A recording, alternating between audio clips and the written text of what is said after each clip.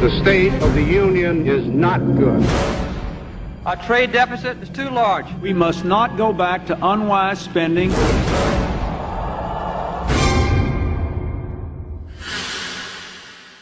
This is America.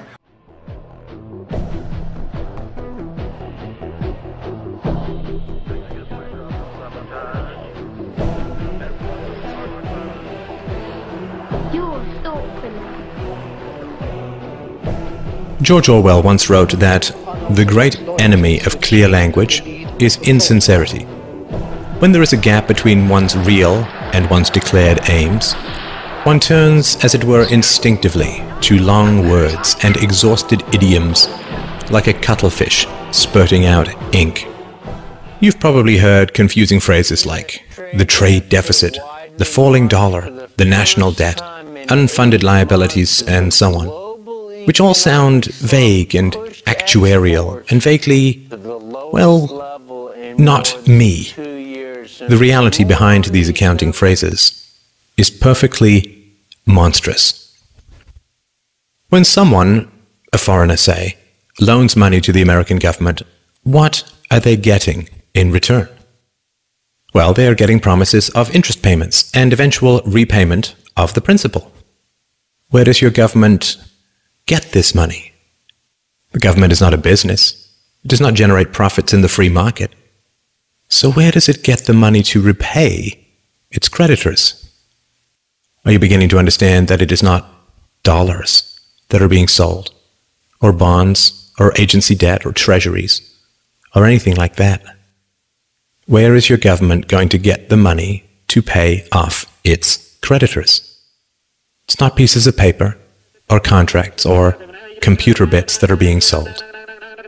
There is only one thing that the government has to sell. Governments have only one asset that they can use as collateral.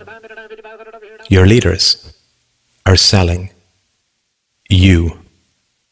When China lends $800 billion to your government, what they get in return is a guarantee that $10,000 plus interest will be taken from your family at gunpoint and shipped overseas. When a farmer gets a loan from a bank, he uses his livestock as collateral. It is the milk and meat his cows will produce in the future that he will use to pay off his loan. The bank is buying a share in his cows. You are the livestock that your leaders use as collateral. The leaders that you cheer for and throw parades for and drop balloons behind and donate money to are selling you to Chinese rulers, to the Japanese, to the Nigerians, to South American drug lords with accounts in the Caribbean banking centers, to Russia, to Korea, to Egypt, to Colombia, to Chile, to the Philippines, to Malaysia, and anyone else who is willing to give them a few dollars in return for the blood, sweat, and toil of your future.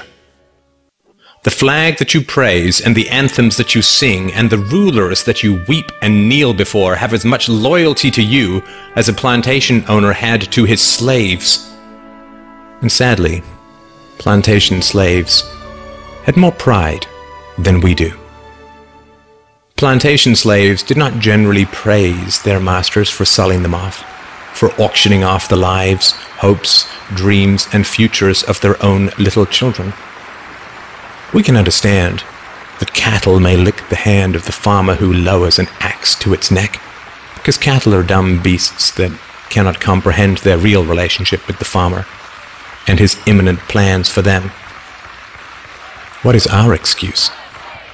When we chant, USA, USA, USA, when we cheer and bow and beg and scrape and sing and weep with joy that some new farmer now presides over the wholesale dismantling and sale of our family's futures, when we love with obsessive emptiness the leaders who laugh while they auction us off to every tin pot dictator and stockbroker the world over, what is our excuse? Has our pride been so broken that we lunge with pathetic joy at every new silver-tongued demagogue who pretends to care for us even a tiny little bit? In the future, our children will demand to know why we knelt and cheered as they were sold off on the auctioneer's block. This video, and my life's work, is my answer to my child. What's yours?